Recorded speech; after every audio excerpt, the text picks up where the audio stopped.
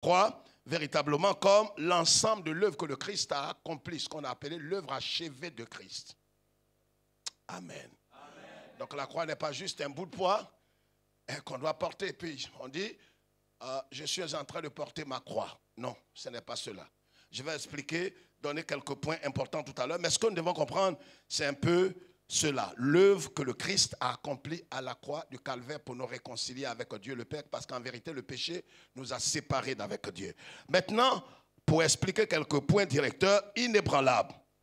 Qu'on ne peut ébranler ni compromettre la solidité. C'est ce que le dictionnaire nous dit. On ne peut compromettre la solidité. Quand vous voyez ce pilier qui est devant vous, le pilier qui est là, juste devant vous, ce pilier-là, on peut dire qu'il est solide et inébranlable. Un homme ne peut pas, à moins qu'il soit vraiment de la race de Samson. Mais, humainement parlant, un homme n'a pas la capacité de faire tomber ce pilier.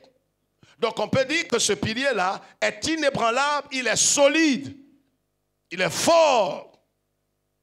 Amen. Et notre foi, parce qu'il faut bien comprendre pourquoi est-ce que je définis ces mots directeurs, il faut comprendre qu'en vérité, nous l'avons dit pendant ces 3 semaines, que la foi est l'élément important, l'élément cardinal dans notre marche. C'est pourquoi la Bible dit en Hébreux chapitre 11, « Or sans la foi, nul n'est agréable à Dieu ». Et l'apôtre Paul, parlant, dit en vérité en Éphésiens chapitre 2, verset 8, que c'est par la grâce que vous êtes sauvés, mais par le moyen de la foi. Donc la foi est l'élément important dans la marche chrétienne. C'est pourquoi ailleurs, d'ailleurs, on disait, il est maintenant dans la foi. Dans le langage biblique, quand on veut dire que quelqu'un s'est converti, on dit maintenant il est dans la foi. Et quand il quitte la foi, on dit il n'est plus dans la foi. Les religieux disent il n'est plus à l'église, il ne vient plus à l'église. Mais ceux qui sont matures disent il n'est plus dans la foi. Donc la foi est un élément important et indispensable dans notre marche avec le Seigneur. Parce que si la foi est éteinte, on ne peut plus être agréable à Dieu. On ne peut plus parler de vie éternelle. Est-ce que je me fais comprendre? Laisse quelqu'un répondre s'il te plaît. Laisse quelqu'un plus vivant que toi répondre.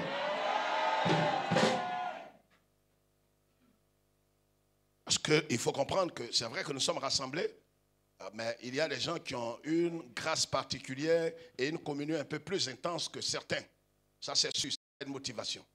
Donc, vous voyez, frères et sœurs, c'est pourquoi nous avons compris, comme l'apôtre Paul, nous avons vu en 1 Corinthiens chapitre 10, nous avons vu en 1 Corinthiens chapitre 15, nous avons vu dans Colossiens chapitre 1, verset 22 à 23, que nous avons lu pendant ces 3 semaines, nous avons expliqué clairement qu'un homme qui est sauvé, parce que la doctrine qui est partout présentée, partout sur tous les réseaux sociaux, et même dans les églises évangéliques protestantes, c'est qu'un homme, dès qu'il est sauvé, il ne peut plus jamais se perdre. C'est une doctrine de l'enfer. Ce qui a amené plusieurs à vivre dans une grâce pervertie.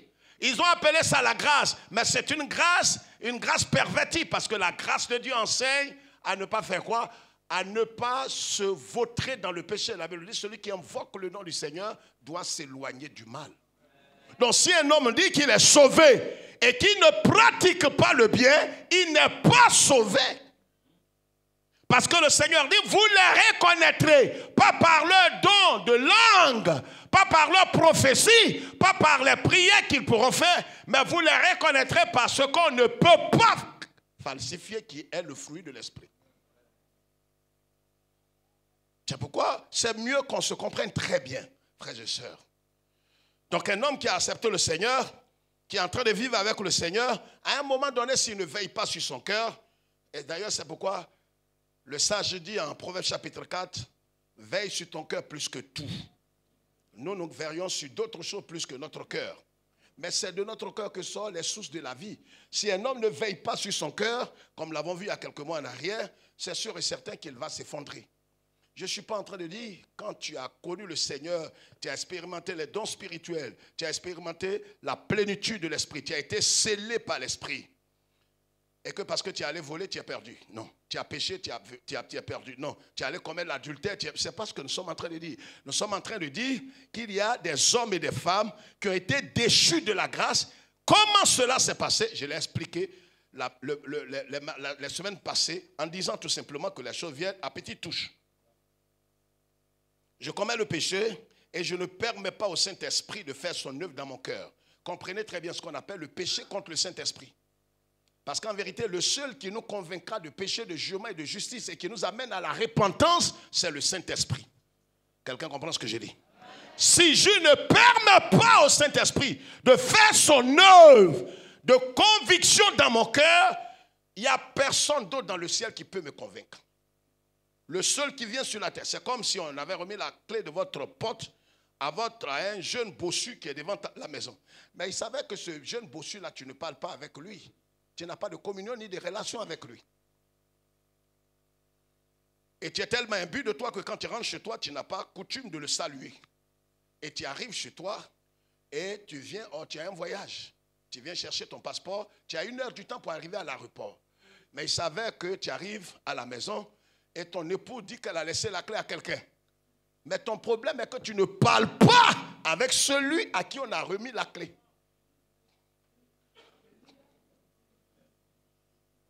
Parce que quand on parle, il faut ouvrir ton cerveau pour comprendre.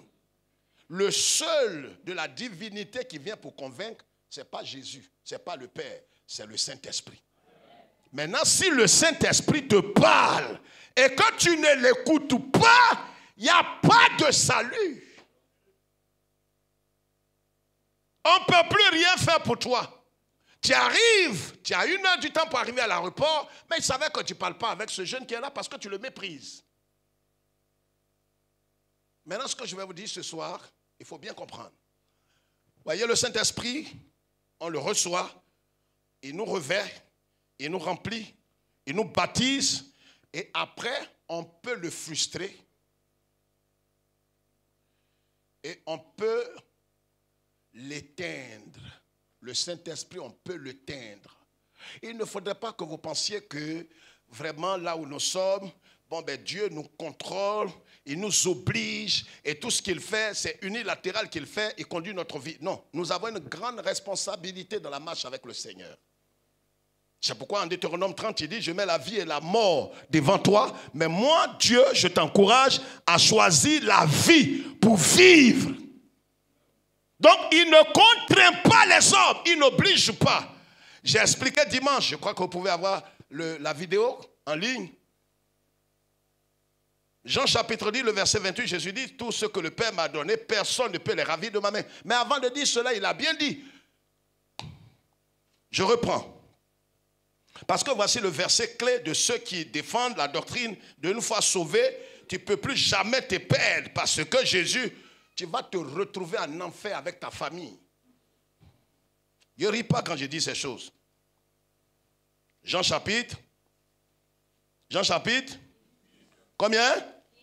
10 verset 28. Pour ceux qui se souviennent. Il a dit quoi? Mais vous ne croyez pas parce que vous n'êtes pas de mes brebis. Mes brebis entendent ma voix. Je voudrais qu'on revienne sur ça avant de continuer ce soir. Mes brebis entendent. Et j'ai expliqué qu'en vérité, il n'est pas question du passé. Il n'est pas question de mes brebis avaient entendu ma voix. Non, c'est un présent continu, présent de l'indicatif. Mes brebis entendent constamment ma voix. C'est-à-dire que si réellement tu appartiens au Seigneur, aujourd'hui même tu entends sa voix. Chaque heure tu entends sa voix. Est-ce que je parle aux élus? Chaque heure tu entends sa voix. Il dit mes brebis entendent ma voix. Mais ce n'est pas fini. Quand ils entendent sa voix, qu'est-ce qu'ils font? Il dit je les connais.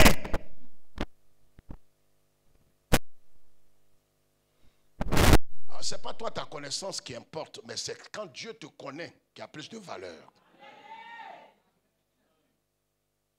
Et je suis en train de parler à quelqu'un. Il faut bien comprendre. J'ai dit qu'on peut être induit en erreur sur beaucoup de sujets. On ne doit pas te séduire et te distraire au sujet de la chose la plus importante de ta vie, qui est le salut. Malheureusement, il y a des gens qui sont friands aux nouvelles qui agréables à entendre, comme dit Saint Paul. Ceux qui entendent ma voix, je les connais et elles me suivent. Donc, les brebis du Seigneur, pour demeurer dans le chemin, il faut entendre constamment la voix du Seigneur. Ils entendent la voix parce que ce sont des brebis du Seigneur. Ils ont la nature du Seigneur. Ils ont la vie du Seigneur. Ils ont l'esprit du Seigneur. Donc ils entendent la voix du Seigneur au quotidien. Deuxième chose, c'est que le Seigneur les connaît. Parce qu'en vérité, nous connaissons le Seigneur, mais s'il ne nous connaît pas, ça n'a pas de sens. C'est pourquoi au dernier jour, il dira à certaines personnes, je ne vous ai jamais connu. Pas que nous ne l'avons pas connu, mais quand toi tu le connais, ça n'apporte rien à ta vie. C'est quand lui te connaît que ça a de la valeur et ça a du poids. Est-ce que le Seigneur te connaît? Oh, le Seigneur dit, je connais ceux qui m'appartiennent. Mais vous comprendrez avec moi ce qui suit. Il dit, mes brebis entendent ma voix, je les connais et elles me suivent. Et c'est après ces points-là qu'il dit maintenant, je leur donne la vie éternelle. Maintenant, regardez-moi ici et prenez votre Bible. Tout le monde dans la salle, prenez votre Bible. Romains chapitre 8. Allons-y. Romains chapitre 8. C'est ça, on dit étudier la Bible. Il ne faut pas dire non, il y a quelqu'un, il y a un grand pasteur américain. Il ne faut pas être un idolâtre, un esclavagiste. Romains chapitre, parce qu'il y a des gens qui croient plus au blanc qu'au noir. C'est un complet démoniaque, un complet d'infériorité maléfique. Ben, on ne peut pas être aussi malheureux comme ça, être complexé devant, même devant, je m'excuse, devant Albinos ou bien, il est complexé. C'est un jugement. Une année, j'étais en France pour une mission, j'avais été invité par une communauté pour une convention. Je croise un blanc dans une bouche de métro.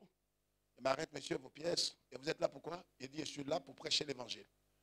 Et quand je finis, il ne m'a pas demandé le reste. Moi-même, j'ajoute, quand je finis, je rentre dans mon pays. Il dit, allez-y, s'il vous plaît. Et je ne ris pas quand je dis ça. Parce que je ne suis pas complexé devant un mortel. Tu vois blanc, tu trembles, on dirait serpent. Tu n'es pas un frère.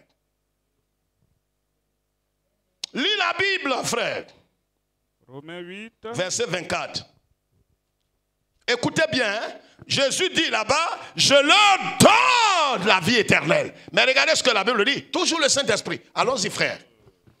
Car c'est en espérance que nous sommes sauvés. Comprenez bien les deux oreilles. C'est en espérance que nous sommes sauvés. On n'est pas sauvés tout court. On est sauvés en espérance. En l'espérance, on ne voit pas. Amen. Mais lis. Or, l'espérance qu'on voit n'est plus espérance. Ce qu'on voit, peut-on l'espérer encore? Quand on voit, si ton salut là, c'est tout que Dieu et qu'il n'y a plus rien à faire, tu n'as pas à persévérer, tu n'as pas à craindre Dieu, tu n'as pas à t'éloigner du mal, tu n'as pas à t'enraciner, tu n'as pas à demeurer ferme. Mais c'est que ce n'est plus l'espérance. Or, l'apôtre Paul dit par l'esprit que ces trois choses demeurent: l'amour, la foi et l'espérance. C'est comme ça qu'on a baptisé les trois portes là. Voyez, l'amour, la foi et l'espérance. Mais regardez ce qu'il dit. Mais si nous espérons ce que nous ne voyons pas, nous l'attendons avec persévérance. Si nous espérons ce que nous ne voyons pas, alors nous sommes dans l'obligation spirituelle de faire quoi? De l'attendre avec persévérance. Surtout que nous sommes sauvés en espérance. Et que l'espérance n'est pas ce qu'on voit maintenant, et que l'espérance, c'est l'attente de l'accomplissement parfait de la promesse de Dieu envers nous, et que la chose n'est pas encore réalisée entièrement. Alors qu'est-ce que nous devons faire? Nous devons l'attendre, mais dans la persévérance. Les élus, vous levez la main comme moi. Voilà, les moineaux et ceux qui sont nos suiveurs, il y a toujours dans l'église des gens qui vous suivent. Si elle n'en pas, c'est que ce n'est pas l'église de Jésus. Ben, au temps de Jésus, il y avait un groupe comme ça. Amen. Amen. Amen. Amen. C'est pourquoi, frères et sœurs, je l'ai dit tout à l'heure à la formation des conseillers conjugales. Vous voyez, frères, nous avons parlé pendant près d'un mois et demi de la sagesse. La sagesse, cette capacité surnaturelle que Dieu nous donne de pouvoir appliquer à notre vie la connaissance. C'est pourquoi, c'est vrai, la Bible dit, sans la connaissance, nul n'est sans la connaissance.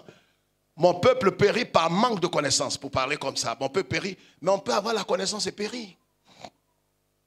On peut avoir la connaissance et puis périr. Parce que si on ne sait pas appliquer la connaissance à notre vie dans une situation spécifique, c'est sûr et certain qu'on va périr. Quelqu'un comprend ce que je dis? C'est pourquoi il faut comprendre qui est sage. Très souvent, on a confondu le sage à quelqu'un qui est calme. Regarde ici. Quand il est calme, il ne parle pas, il est mou. Comme un mongol, mou. Alors on croit qu'il est sage. On dit, voyez, il est sage. Oh. Il est mou comme ça. Il est timide. Ne confondez pas le problème des gens avec la sagesse. Je peux avancer?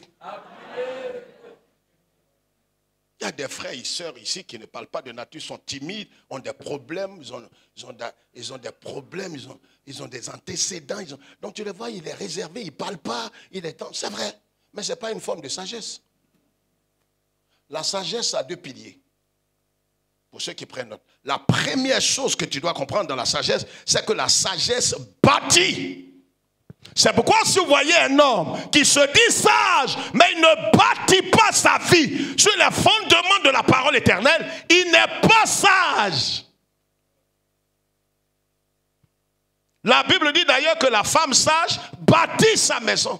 C'est pourquoi la première fondation ou la première racine de la sagesse qu'envoie un homme, c'est que vous allez voir dans tout ce qu'il entreprend, il bâtit selon la voie du Seigneur. Un homme sage bâtit sa vie. Il n'est pas errant comme un petit qui se promène comme un vagabond. Non, il bâtit sa vie. La deuxième racine d'un homme sage, c'est qu'il résout les problèmes. C'est pourquoi vous comprendrez, et vous verrez avec moi que Salomon, par quoi on a su qu'en vérité, il venait d'être doté de la sagesse surnaturelle. C'est quand il a réglé le problème des deux femmes pour se tuer.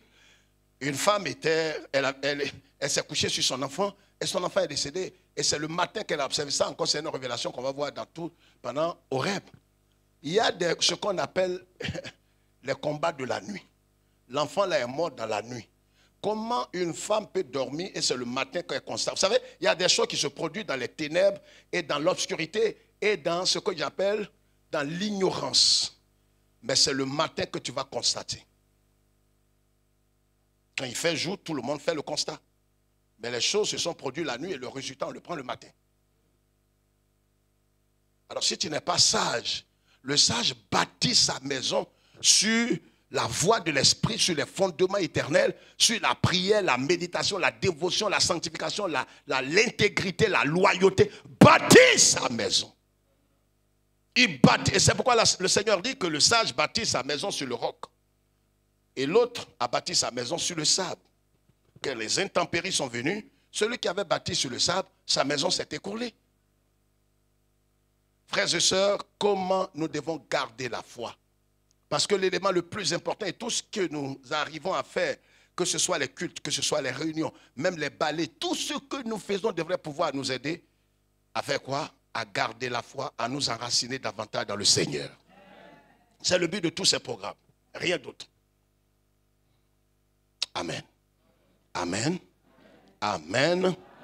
Est-ce que quelqu'un est avec moi? Amen. Alléluia.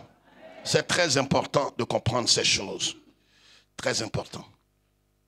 Maintenant, allons-y dans quelques points importants. La première chose que je voudrais souligner, c'est que la croix, dans la vie du croyant, qu'est-ce que cela doit apporter? La première chose, c'est que si réellement nous voulons rester dans le Seigneur et avoir une foi inébranlable, la première chose, c'est de renoncer à soi-même.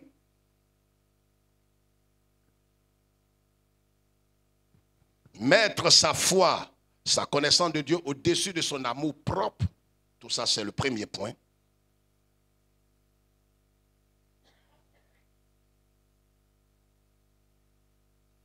Renoncer à soi-même, parce qu'en vérité, quand on parle de soi-même, on parle de la nature adamique, ce qu'on a appelé la nature charnelle. On a appelé le vieil homme. Maintenant, regardez ici un instant, soit peu. On a 4 points que je vais expliquer rapidement. Regardez. Galates chapitre 2, regardez ici s'il vous plaît. On dit, regardez, tu écris. Tu comprends que ce n'est pas une attaque quand tu as été plusieurs fois dernier à l'école. C'est des trucs comme ça. Le maître dit, écoute, tu écris. Et quand on dit écris, tu écoutes. Galates chapitre 2, le verset 19 à 20 dit, j'ai été crucifié avec Christ et si je vis, ce n'est plus moi qui vis, c'est le Christ qui vit. Ce verset-là a été mal compris par la grande majorité des chrétiens évangéliques parce qu'on a cru que c'est un but à poursuivre, c'est un objectif. Non, c'est quelque chose qui a été accompli. Je vais expliquer terre à terre. Quand le Christ mourait à la croix physiquement, le Christ s'est identifié à nous parce que c'est nous qui sommes les pécheurs. Christ s'est identifié à nous et en mourant, nous sommes morts parce qu'en vérité, l'acte que pose le substitut, il le pose en même temps au nom de celui pour qui il prend la place et en même temps il pose l'acte. Je ne sais pas si je me fais comprendre. Si je viens et que je viens à l'école de mon fils et que je viens payer la scolarité de mon fils, c'est moi qui paye la scolarité. Mais je ne paye pas la scolarité en mon nom, mais je paye la scolarité au nom de mon fils. Mais c'est moi qui ai fait l'action. C'est en français, je ne sais plus s'il faut dire, si on va avoir des interprètes. On se comprend? Donc le Christ est notre substitut parfait. Suivez-moi très bien. Le Christ est notre substitut parfait. Donc en mourant à la croix, il s'est identifié à nous. Donc en mourant, nous sommes morts avec lui à la croix. Tu diras, mais quand il mourait, je n'étais même pas, mon grand-père, mes aïeux n'étaient pas encore nés. C'est spirituellement qu'il est mort avec nous. C'est-à-dire tous les êtres humains, le corps de Jésus là, était le corps de tous les êtres humains. Tous les êtres, c'est pour ça d'ailleurs que vous comprendrez avec moi, quand les sorciers dans le monde, par exemple, veulent tuer quelqu'un, ils prennent souvent un simple mouton, ils font des incantations et ils transfèrent l'esprit, l'âme de la personne qui est quelque part en France, aux États-Unis. Ils transfèrent son esprit dans ce mouton et quand ils tuent le mouton, la personne meurt là-bas. Le mouton là était là, comme quoi? Comme quoi? Son remplaçant, son substitut. Donc quand il meurt, lui il meurt là-bas. Quand on crève les yeux du mouton, c'est ses yeux qui sont crevés. C'est pratique. Le Christ en mourant, nous sommes morts avec lui. Donc c'est un fait. Ce n'est pas un but à poursuivre. Je suis mort avec le Christ. Maintenant, le vrai problème, c'est que nous sommes morts avec lui à la croix. Donc désormais, si nous devons vivre, nous ne devons plus vivre pour nous-mêmes parce qu'en vérité, nous, on ne peut pas mourir et revenir à la vie. Donc si nous sommes morts, nous sommes morts. Maintenant, si nous revenons à la vie, c'est lui, sa vie, qui nous ramène à la vie. Est-ce que je me fais comprendre? Nous n'avons pas la capacité de mourir et revenir. Nous sommes morts avec lui. Mais en revenant, c'est sa vie qui nous ramène. Parce que lui, il est éternel. Nous, nous sommes limités, nous sommes éphémères. Est-ce que je me fais comprendre? Maintenant, comprenez. Comme nous sommes morts avec lui, c'est qu'est-ce qui est mort au fait? Il y a ce qu'on appelle la nature adamique, la nature que nous avons reçue à la naissance. Quand nous sommes nés dans ce monde, nous avions une nature, mais cette nature est pécheresse. Écoutez bien d'abord. Parce que si on n'a pas compris, on comprendra pourquoi, on ne comprendra pas pourquoi est-ce que notre foi est attaquée et l'ennemi veut nous ramener dans l'ancien chemin. Donc en mourant à la croix, avec Christ, nous sommes morts, mais en vérité, qu'est-ce qui est mort en nous? Nous sommes morts spirituellement avec le Christ. C'est spirituellement que nous sommes morts avec lui. Ce n'est pas physiquement. Donc nous sommes morts spirituellement avec lui. Mais ce qui est mort, ce qui a été crucifié, c'est notre nature adamique. Or, la nature adamique a les mêmes traits caractéristiques que Satan lui-même. C'est-à-dire la façon dont Satan réfléchit, c'est comme ça que la chair c'est un autre nom du vieil homme. C'est un autre nom de la nature adamique. C'est-à-dire ta personne qui est née dans ce monde, ta personne qui est née dans ce monde, ce n'est pas ton corps physique. Mais ce qui fait l'essence de ta vie à ta naissance, c'est ce qui est considéré comme ta nature. Maintenant, quand on a cru au Seigneur Jésus-Christ, notre nature, les théologiens disent que non, l'autre nature adamique là a été détruite. Ce n'est pas vrai. La nature adamique là est là. C'est pourquoi tout ce que nous avons lu tout à l'heure, nous avons lu que, qu'est-ce que nous avons lu? Dans Romains, le chapitre 6, que nous avons, oh Seigneur, le verset dit, car il est mort, et c'est pour le péché qu'il est mort une fois pour tout. Ainsi donc, vous-même, regardez-vous comme mort. Voici la responsabilité Si nous voulons demeurer dans la foi et dans une foi inébranlable, nous devons considérer cette parole. C'est un ordre. Considérez-vous comme mort. On ne te demande pas de mourir. La nature adamique a été crucifiée avec Christ. Ce qu'on te demande, c'est de maintenir cette nature-là dans la mort. Elle est morte ici de façon virtuelle. Elle est morte.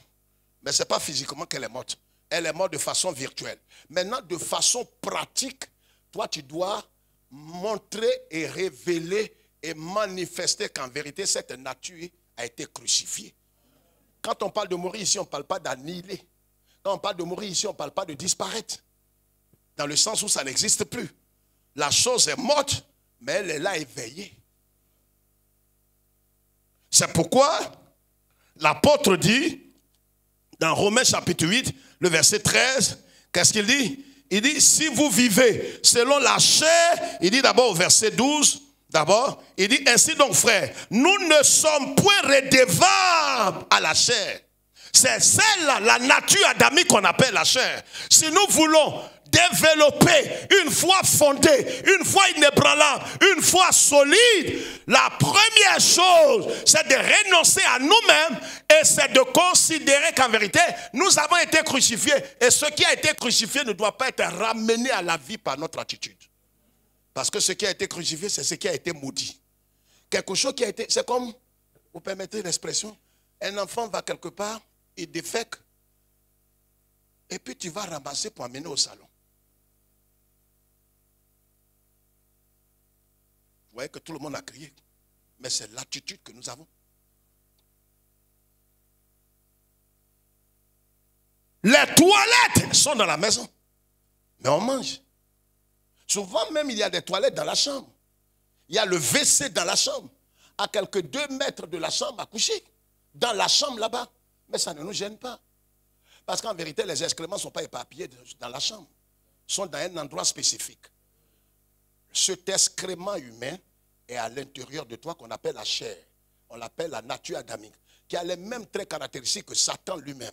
C'est pour ça que quelqu'un peut se surprendre en train de faire des choses et on se demande s'il a été une fois converti.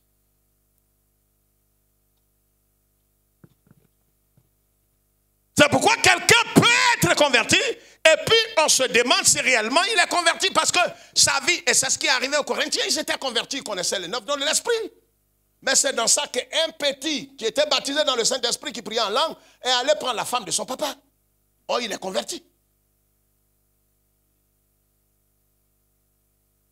Donc le problème, il n'y a pas de stade où on arrive où on ne peut pas tomber plus bas. Il n'y en a pas. J'ai entendu des gens dire dans certains milieux, oh, j'ai une onction par mot carabe aussi. Ah, j'ai une onction, on dirait un épileptique. J'ai une onction qui me permet d'entrer chez les prostituées. Vous voyez, si tu n'as pas cette onction, ne rentre pas. Toi. Non, ça ne fait pas rire. C'est quelle onction toi tu as?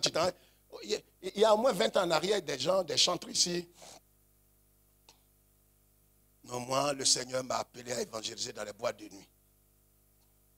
Et j'ai appelé un chantre bien connu, l'un des plus anciens à part Constance, qui était venu ici. On l'aidait un peu, on lui donnait du savon. Il n'avait rien.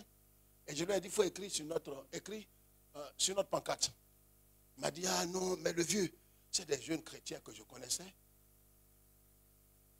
Un matin, on se croit, il me dit, non, tu vois, en tout cas, tu es un vieux père, je vais t'annoncer que tu sais, il ne faudrait pas qu'on soit dogmatique. Il ne faut pas qu'on, quand quelqu'un veut se perdre, les fondamentaux là, il veut remettre en cause.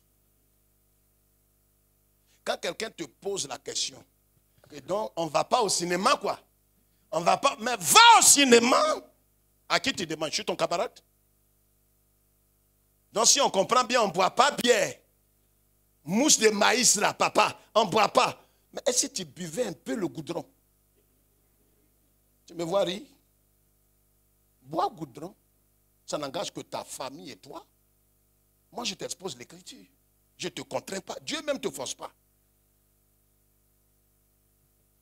Il dit c'est dans les boîtes de nuit, il va évangéliser. Il dit mais dans les boîtes de nuit, où les femmes là sont en string, tu peux évangéliser comment? Comment?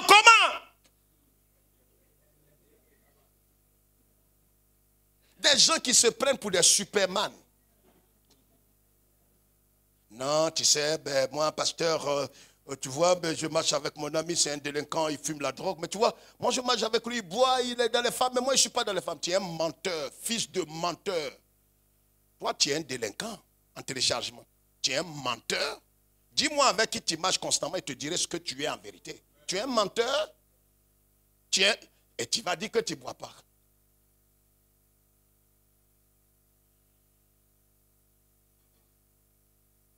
Païen! Tu ne peux pas marcher avec lui et puis il ne va pas te compromettre.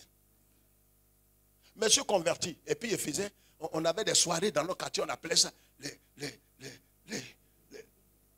comment? Boum. Et notre groupe là, on les appelait les Black Blood. Quand je me suis converti en 79, mes amis là, regardez Païen, il y a des indicateurs dedans. Hein? Il y a une jeune fille qui m'a dit, j'ai dit, Félix, toi tu es converti, tu es chrétien, tu n'es pas comme nous. Il faut quitter notre milieu. Non, ça ne fait pas rire.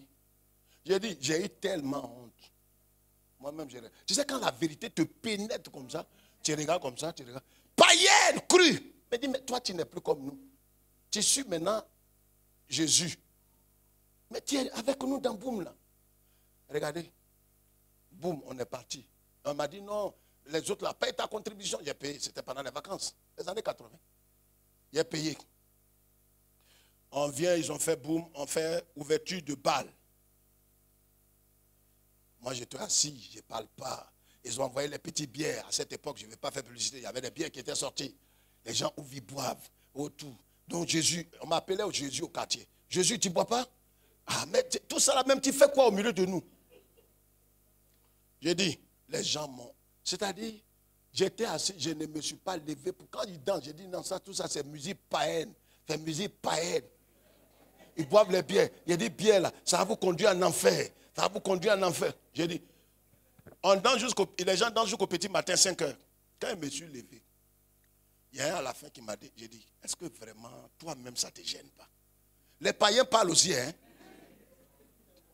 Il m'a dit, mais toi-même, ça te... Regarde toute la nuit. Ça là, tu pourrais être avec les chrétiens, aller veiller. Tu es resté à nous, tu ne bois pas, tu ne fumes pas, tu ne fais rien, tu n'as pas petit goût, tu n'as pas de... Les filles, des filles que peut-être tu poursuivais, elles ne voulaient pas de toi. À ta conversion, elle est venue te dire, j'ai dit, je réponds oui maintenant à ce que tu m'as dit là.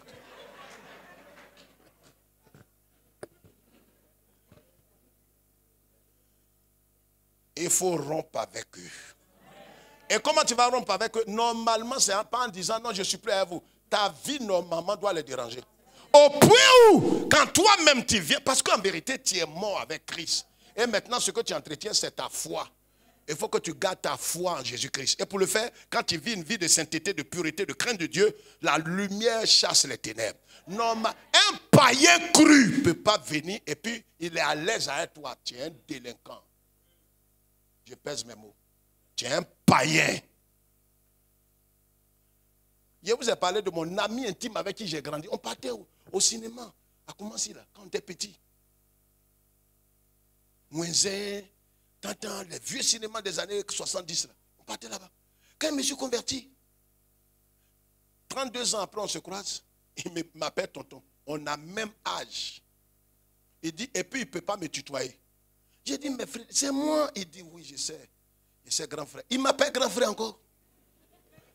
Non, est-ce que vous ne savez pas que le péché détruit, hein? D'abord, ça rend vilain. Les gens me voient et me demandent, ils croient qu'il est plus âgé que moi. Tu es plus âgé. Même c'est comme des mamans au village avec qui on a grandi. Tu la vois, on dirait grand-mère. Le péché rend vilain. La deuxième chose, adopter spirituellement et mentalement que la mort de Christ à la croix est la mort de notre ancienne nature et l'appliquer en pratique.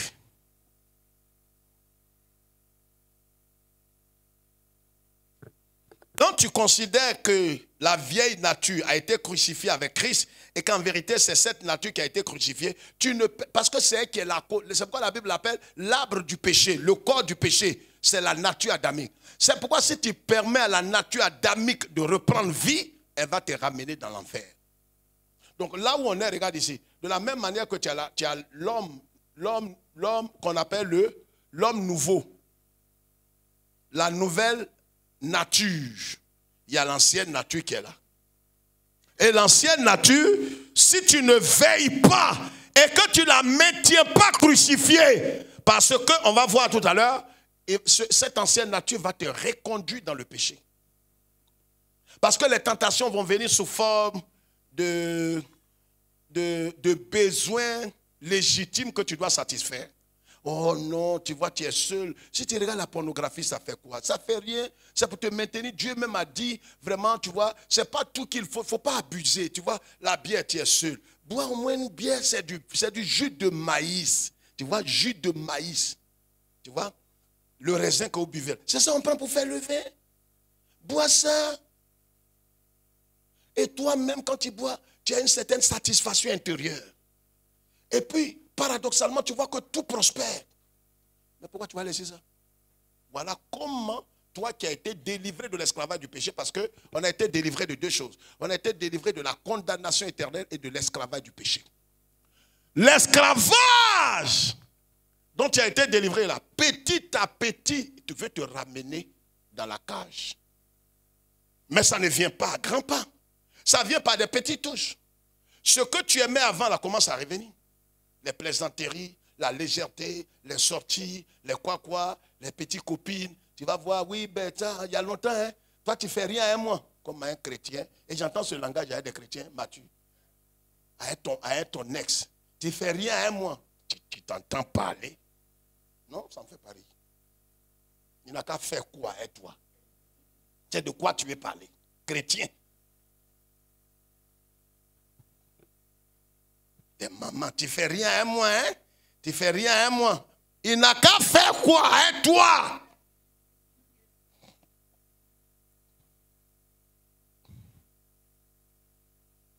Comment développer sa foi? La première chose, une vie centrée sur Christ. Allons-y très vite. Une vie centrée sur Christ. Notre vie doit être centrée exclusivement sur le Seigneur. Pas sur nous, pas sur nos besoins, pas sur nos satisfactions, pas sur nos désirs. Mais notre vie doit être centrée sur le Christ et le Christ seul. C'est-à-dire que tout ce que nous recherchons, c'est Christ et Christ et Christ. Christ. Donc notre vie doit être christocentrique. C'est-à-dire centrée sur Christ et pour Christ. Je cherche à me marier. C'est ce que je suis en train de faire. N'honore pas le Seigneur, je laisse tomber. Je préfère être malheureux, entre guillemets, que de déshonorer le Seigneur. Donc ma vie tout entière, mon foyer, mes affaires, mes relations doivent être fondes. Est-ce que je suis en train de dire qu'on ne doit pas parler avec les païens, marcher avec eux? Non. J'ai dit tu peux marcher avec. Mais le problème est que quand tu te sens plus à l'aise en compagnie des impies, des païens que les chrétiens, il y a un problème. Il y a un problème ou il n'y a pas un problème? Il y a un problème. Il y a un problème. Et quand le cul finit, tu es le premier à courir à tes pieds. On ne sait pas où tu vas. J'ai ma copine qui m'attend là. J'ai ma copine. Alors, tu es parti là. Vous avez chauffé comment? Vous avez chauffé. C'était fort? Eh, vraiment. En tout cas, donc c'était fort là-bas, quoi. Et dis-moi, parle-moi un peu de ton gars. Parle-moi un peu de ton gars. Mais toi, tu es une impie.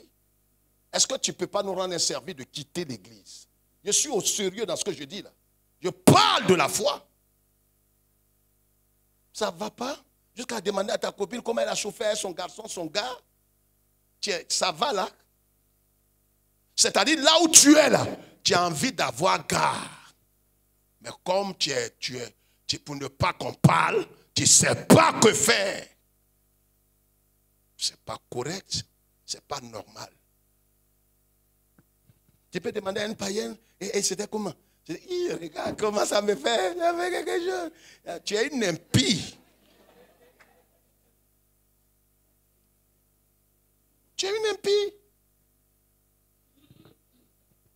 Une vie centrée sur Christ. Tu ne vas pas parler ce langage-là. Et tu vois son copain passer. Voilà ton copain. Alexo. Et ma copine, c'était comment la dernière fois? Mais toi, tu n'es pas converti. Ton baptême là doit être annulé. Frère, quand vous voyez aujourd'hui cette doctrine qui gagne du terrain, il faut bien regarder la vie des uns des autres. Jésus dit, vous parlerez de nouvelles langues. C'est-à-dire, ce n'est pas des choses... Non, quand tu es ancré dans le Seigneur, tu ne te surprends pas en train de faire certaines choses. Parce que tu sais en qui tu as cru. Tu n'es pas au bureau, les femmes sont en train de rencontrer leur week-end, et puis ton cou est tiré comme ça. Hein? Vous dites quoi? Et la Bible même là, tu fais, oh, attends. Oui, on dit quoi? Qui est? Et quand c'est dans ça, tu as eu tout ça là. Les 800 000 là. Qui est? Et ça là, c'est combien de temps tu as passé comme ça? Dis non, c'est à peine 1h30. Qui est? Est-ce que toi là, c'est une affaire de peinture qui est sur toi? Sinon la vie là, tu aspires à ça. Comment tu peux garder la foi? Je parlerai du mystère du second fils. Vous avez entendu parler du fils prodigue. Mais il avait son frère qui était à la maison. Lui n'est pas parti. Mais il est pire que celui qui est parti. Souvent, tu es dans la maison. Les païens qui sont dehors, il y a des choses même qu'ils ne font pas. Toi, tu as connu la lumière, mais tu te comportes comme quelqu'un qui n'a pas connu la lumière. Il était à la maison. Lui n'est pas parti quelque part, mais il était pire. Tu envies les païennes. Tu es ici, là. Ton cœur bouillonne comme ça. Faites vite. Faites vite. Il y a ma copine qui m'attend. Ça, je ne sais pas s'ils n'ont pas commencé chaud, là. Ils n'ont pas commencé ça. Ils vont boire les bocs, là, comme ça. Oh, papa, tu prends du temps. Est-ce que tu peux me rendre un service? Je le dis devant Dieu et sur la Bible. Ne mets plus tes pieds ici. Si quelqu'un te demande, c'est le pasteur lui-même qui m'a dit de ne plus venir. J'assume ça. Parce qu'en vérité, ça sert à quoi? De venir et de perdre ton temps. J'ai croisé, il y a un jeune ici qu'on avait baptisé au début des années 2000. Et je l'ai croisé devant Mahou, il est en train de fumer. Il ne m'a pas vu fumer. Quand il m'a vu, là, il a mis la cigarette dans sa poche comme ça. Oh, il ne me connaît pas. Je suis allé vers lui. Et j'ai parlé à lui. Alors, comment tu vas? Oh, tu dis, oui, pasteur, ça va très bien. Ça va. Cigarette est dans sa poche. Je veux que ça perce sa poche. Quand ça brûlait, ça perçait sa poche. Il dit, pasteur,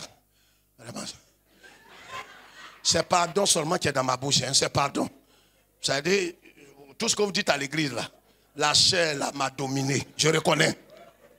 Je lui ai dit, mais je vais vers le 22e. Je n'ai même pas répondu. Il était culpable. C'est quand je vais parler que ça va enlever la culpabilité. Deuxième chose, développer une vie de prière et de dévotion spirituelle. Troisième chose, faire preuve de persévérance face à l'épreuve. Quatrième chose, se focaliser sur Christ en détournant ses regards des difficultés. Cinquième chose, marcher selon l'esprit au quotidien. Je récapitule. Une vie centrée sur Christ. Deuxièmement, développer une vie de prière et de dévotion spirituelle. Troisièmement, faire preuve de persévérance face à l'épreuve. Quatrièmement, se focaliser sur Christ en détournant ses regards des difficultés, les fixer sur la puissance de Christ. Quand tu seras en train d'avancer, il y a des éléments qui vont venir perturber ta foi, mais focalise tes yeux, pas sur l'église, pas sur tes dons, mais sur la puissance de Jésus. Jésus est capable de te relever. Jésus est capable de te guérir. Jésus est capable de te bénir. Jésus est capable de te restaurer. Et le cinquième point, c'est de marcher selon l'esprit au quotidien. Et quand vous faites ça, il y a trois choses qui vont naître dans votre vie. Ce qu'on appelle les bénéfices irréversibles de la foi inébranlable. La maturité spirituelle. Vous allez être fondé dans le Seigneur d'une maturité spirituelle approfondie. Vous serez mature, mûr spirituellement. Vous n'allez plus flotter à tout vent de doctrine. La deuxième chose, c'est que vous aurez une force et une stabilité spirituelle approfondie. Est-ce que quelqu'un comprend ce que je dis? Je ne vais pas développer parce que j'ai dépassé le temps. Et la troisième chose, c'est que vous serez un témoin vivant de la grâce de Dieu. C'est-à-dire quand les gens vont te voir, toi-même, tu n'as plus besoin de parler parce que je vous ai parlé ici il y a quelques mois en arrière, tu deviendras un signe, un témoin vivant. C'est-à-dire, même si quelqu'un te regarde, est-ce que vous savez qu'il arrive des fois où tu regardes quelqu'un comme ça, tu vois qu'il y a une force qui dégage, qui est dégagée de sa vie. Il n'a pas dit mot, mais quand tu le regardes, et certains même, on les a appelés pasteurs. Or, il n'a pas ouvert la bouche, parce qu'il devient un signe lui-même. C'est-à-dire, quand tu le regardes spirituellement, celui qui est en face de toi sait que toi, tu es d'un autre royaume. Or, tu n'as pas parlé. Ça, c'est une autre dimension. Hein? Amen. Amen. Et le dernier point que je voulais souligner, et je n'ai pas eu le temps, 2 Rois chapitre 5, je vous ai parlé ici de l'histoire de Naaman. Naaman, je vous l'avais dit, qu'il était venu, levez la tête, je vais parler rapidement, je ne vais pas développer. C'est le dernier point que je voudrais souligner après ces 5 points que nous avons vus. Je voudrais dire que, vous savez, dans la marche chrétienne, il y a des choses qu'on appelle des interdits. Je vous avais expliqué la dernière fois qu'il y a 2 types de personnes qui vous suivent. Il y a ceux qu'on appelle les Jonas, qui créent des tempêtes dans votre vie, qui vont créer des problèmes, qui vont créer des situations compliquées. Le simple fait que tu marches avec lui. Il est venu avec ses antécédents, mais en marchant avec lui délibérément, tu vas être surpris que certains problèmes t'arrivent.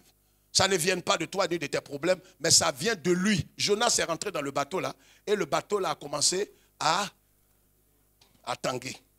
Et tous ceux qui étaient dans le bateau pensaient que ça venait mais ça venait de Jonas. Ça peut être une femme, ça peut être une soeur, ça peut être un homme, ça peut être même ton mari ou une femme. Mais ça peut être quelqu'un dans ta vie. Pas forcément mariage, ça peut être quelqu'un avec qui tu chemines. Mais où intimement vous êtes liés. Sa vie va t'influencer dans le monde spirituel. Et puis, il y a la race de Jésus.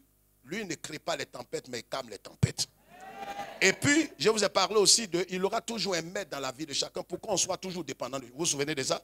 Et le troisième point grand que je voulais souligner, c'est que, écoutez-moi très bien, il y a des interdits à ne pas toucher. Vous savez, quand Naaman a été guéri de sa lèpre, quand il est arrivé, vous connaissez l'histoire, comment la petite borne lui a dit, quand il est arrivé, le prophète n'est même pas sorti. Il lui a dit, va nager 7 fois dans le Jourdain. Et quand il est plongé, quand il est sorti, sa chair est devenue, la lèpre a quitté son corps. Écoutez-moi bien.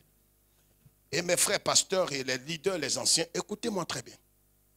Quand le monsieur a été guéri, pasteur, permettez-moi, je vais lire ça. 2 Rois, s'il te plaît, en quelques secondes, vas-y très vite, s'il te plaît. Oh Claude, aide-moi, mon frère, aide-moi. 2 Rois 5, 16. Vas-y. Élisée répondit. L'Éternel dont je suis le serviteur est vivant. Va vite comme TGV. Je n'accepterai pas. Naaman le pressa d'accepter. Naaman le pressa. Ah, ma caboche. Le prophète Élisée sait que derrière chaque offrande, il y a un fardeau.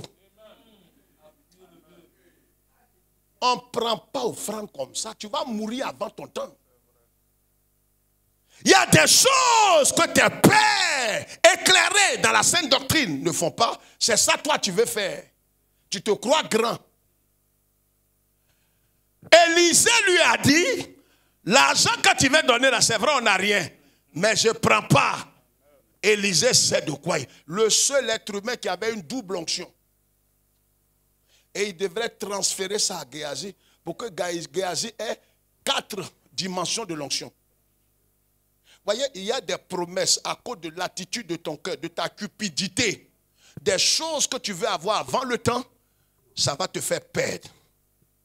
Parce que je vous ai dit que toute bonne intention, toute bonne chose qui est réalisée avant sa saison devient un poison. Alors Naaman dit, puisque tu refuses, va vite. Permets que l'on donne de l'argent à ton serviteur, une charge de 2 mulets. Va vite. Car ton serviteur ne veut plus offrir à d'autres dieux ni holocauste ni sacrifice. Tout ça, le prophète lui a dit, ça va. Il veut prendre un peu de terre, il va donner un peu d'argent. Vous savez, quand vous avez prié pour quelqu'un, tous les pasteurs, faisons très attention. Il y a des étoiles qui se sont éteintes. Il y a des grands serviteurs de Dieu qui avaient un mandat divin qui ont été éteints. Pourquoi? Parce qu'ils ont pris des choses dont ils n'étaient pas éligibles.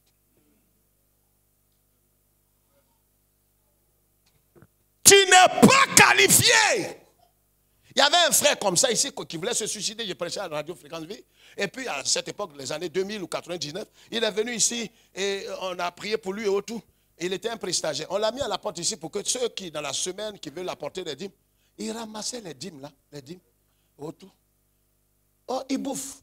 Les gens qui viennent à l'église, un jour, quelqu'un m'a approché pour dire, pasteur, vous faites tellement confiance. Le jeune prestataire là, le jeune pasteur qui va aller à l'école biblique là. Mais quand on vient ici, la dernière fois, il lui a donné 50 000. Il n'a pas donné au trésor. Il a dit non. Mais bon, la dernière fois, j'ai croisé une dame ici qui lui a donné 20 000. Il n'a pas donné. Tout ce qu'on lui donne, il bouffe. Le conseil m'a dit, pasteur, il a dit, laissez-le. Attendez, suivez ce qui va lui arriver. Quand tu commences à faire des choses qui sont interdites, à enseigner des doctrines de démons, en train de parler des autels à source de vie, on ne parle pas d'autels à source de vie. Tu es en train de parler de malédiction générationnelle. Quand on n'en parle pas, mais le ciel va te juger. Il faut que le ciel te juge. Parce que ce que le Père ne fait pas, tu te crois plus éclairé. Il faut faire. Tu vas manger, mais ça va te tuer. Non, c'est vrai que bon, hein, les gens viennent carré avec nous. Même ailleurs, là, dans une autre église, quand j'étais là-bas avant, et pourquoi tu n'es pas resté? Quand on se doit tout net, là, on commence à coucher ensemble. Allez-y, on ne fait pas ça ici. Si c'est ce que tu as appris, il faut faire. Ça, c'est ce qu'on appelle l'offrande de Naaman. Vas-y, je vais terminer, frère. Voici toutefois ce que j'ai pris l'Éternel de pardonner à ton serviteur. Quand mon maître entre dans la maison de Rimon pour se prosterner et qu'il s'appuie sur sa main, je me prosterne aussi dans la maison de Rimon. Veuille l'Éternel pardonner à ton serviteur lorsque je me prosternerai dans la maison de Rimon. Élisée lui dit, va en paix. Vas-y, fonce. Lorsque Naaman eut quitté Élisée et à une certaine distance, Géasi, serviteur d'Élisée, Géasi, serviteur qui était préparé, qui était à l'école des fils des prophètes, qui devrait avoir 4 onctions. Ce que le père de la maison dit, il ne prend pas. Il a poursuivi le visiteur pour dire un peu plus loin, comme ici, vers Djorobité pour dire, tonton, ah oui. Il dit, mais pourquoi tu cours comme ça? Il dit, non, c'est mon maître même qui m'a envoyé. Aïe! Est-ce que vous savez qu'il y a des frères ici qui ont allé prendre l'argent à mon nom? C'est des choses que j'ai hais de toute ma vie. Je hais ça plus que tout. Et puis, il dit au monsieur quoi? Voici mon maître a ménagé Naaman ce Syrien en n'acceptant pas de sa main ce qu'il avait apporté. L'Éternel est vivant, je vais courir après lui et j'en obtiendrai quelque chose. Et Géasi courut après Naaman. Naaman, le voyant courir après lui, descendit de son char pour aller à sa rencontre et il dit, tout va-t-il bien? Il répondit, tout va bien. Mon maître m'envoie te dire. Mon maître m'envoie. Quel maître qui t'a envoyé? Qui est le maître qui t'a envoyé? Ça peut ne pas être un problème d'argent, ça peut être des choses que nous, en tant que serviteurs de Dieu, nous ne pratiquons pas ici parce que nous n'avons pas les preuves que c'est biblique. Mais toi, tu te dis que tu vas le faire, comme certains qui étaient au milieu de nous, qui faisaient des choses qui sont contraires à la Bible, et ils disaient qu'ils avaient une révélation particulière. Quand tu es comme ça, tu deviens un instrument de malédiction de plusieurs. Frères et sœurs, regardez les lépreux que Jésus avait guéris. Il y a un qui était venu, Jésus lui a dit, allez vous présenter au sacrificateur. Il y a des offrandes, il ne faut pas prendre. Il y a des dons, même vous êtes allés. Ça n'est pas une affaire de pasteur. Ça peut être toi-même chrétien au bureau quelque part. Si Dieu t'a pas, ne prends pas. Et puis il termine, vas-y, verset 26. Verset 26. Mais Élisée lui dit, mon esprit n'était pas absent lorsque cet homme a quitté son char pour venir à ta rencontre. Est-ce le temps de prendre? Est-ce le temps? Est-ce que c'est la saison dans laquelle tu dois prendre ce que tu es en train de prendre? Jésus. Est-ce que ce que tu gardes par devers toi, les dîmes, les offrandes, les dons que le Seigneur a permis qu'on te donne parce qu'il y avait un besoin à l'église, mais tu as gardé ça par devers toi? En temps, Dieu a vu la construction, c'est pour ça que ce que tu avais d'habitude, il t'a donné le triple. Des gens ne venaient pas dans ton magasin ou dans ton atelier. Mais tu vois un coup comme ça, si tu avais au moins peut-être 25 ou 100 000 francs par mois, aujourd'hui tu as 800 000. Mais c'est parce que tu as crié vers Dieu et tu as dit, Seigneur, donne-moi l'occasion de contribuer à la construction du temple. Et quand Dieu te donne, tu gardes ça. C'est l'offrande de Naaman. Tu peux bouffer. C'est pourquoi ici, on ne va pas t'appeler pour dire, tu n'as pas apporté ta dîme. Non, que Dieu me juge. On ne fait pas ça. Si tu veux, tu apportes. Si tu veux, ne donne rien. Tu ne me verras pas en train de te dire, fais-moi une offrande. Non. Élisée lui dit, quand tu partais derrière le monsieur là, mon esprit t'a suivi. Ah? Donc, vas-y. Est-ce le temps de prendre de l'argent et de prendre des vêtements, puis des oliviers, puis des vignes, des brebis, des bœufs, des serviteurs et des servantes? Termine. La lèpre de Naaman. Quoi ça? La lèpre de Naaman. Il dit quoi? La lèpre de Naaman. La lèpre de Naaman s'attachera à toi. Mais lèpre là est rentrée dans l'eau, non? Oui ou non? Oui. Lèpre là, le monsieur là a laissé ça dans l'eau, non? C'est ce que tu croyais. La lèpre de Naaman n'est pas allée loin. Élisée qui voit dans le monde invisible, c'est que la lèpre là était derrière son offrande. Et vous voyez. Et ici, quand j'ai dit même à certains de nos pasteurs, apportez la dîme de vos revenus au siège pour qu'on prenne pour payer les boîtes. Oh, tous certains disent que non, ils ne peuvent pas. Moi, je suis le fondateur de Source de Vie. Mais je ne fais pas palabre avec eux. Je sais que cet argent va périr avec toi et va te détruire. Parce qu'on ne mange pas l'interdit. C'est l'offrande de Naaman. Derrière ce que toi tu veux prendre pour régler tes problèmes, tu vas aggraver la situation de ta famille. Tu as des offrandes, on ne prend pas où. Si tu veux que ta foi se solidifie, il y a des interdits comme la dîme, les offrandes. Ne garde pas ça. Il ne faut pas garder. Ce n'est pas pour toi.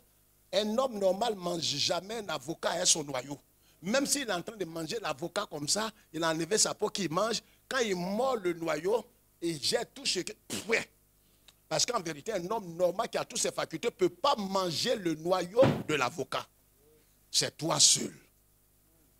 Inclinons-nous dans la prière. Seigneur Jésus, il m'a sauvé. Il m'a sauvé. Seigneur Jésus, il m'a sauvé. Il m'a sauvé. Seigneur Jésus, m'a sauvé. Est-ce que les rachetés peuvent se lever? Seigneur Jésus, il m'a... Sa croix est devant moi. Je ne peux plus jamais reculer. Sa croix est devant moi. Oh, je ne peux plus jamais reculer. Seigneur, notre Dieu, notre Père, nous te bénissons. Nous te rendons grâce qu'en vérité, nous savons qu'un homme qui est sauvé, né de nouveau, qui a expérimenté les dons spirituels, goûté le Saint-Esprit, qui a expérimenté toutes les faveurs, les grâces divines, s'il ne veille pas sur son cœur, il peut être apostate, hérétique et quitter la foi. Nous avons compris pendant toutes ces semaines, nous comprenons ce soir comment développer notre foi et la rendre inébranlable. Nous avons compris qu'il y a des interdits que nous ne devons pas toucher. Nous avons compris que nous devons nous soumettre et te mettre au centre. Nous avons compris que nous devons te donner la première place, marcher dans la sainteté, écouter la voix de l'Esprit, demeurer dans la parole de Dieu, dans la révélation de la parole. Bénis-nous et laisse-nous aller dans ta paix. Et bénis ce grand programme d'Horeb que nous commençons demain midi pour ta seule gloire. Au nom de Jésus, quelqu'un dit Amen.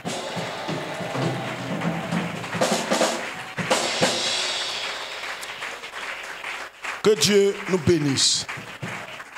Avant de vous asseoir, laissez-moi vous montrer ceci. Vous savez, demain peut-être on parlera de ça.